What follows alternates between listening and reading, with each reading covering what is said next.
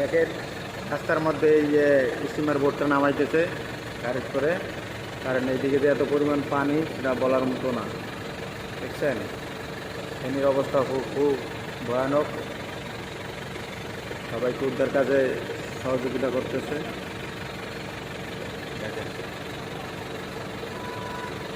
যে যেখান থেকে দেখতেছেন ভিডিওটা শেয়ার করে দেন, অন্য অন্য মানুষ দেখার সুযোগ করে দেন।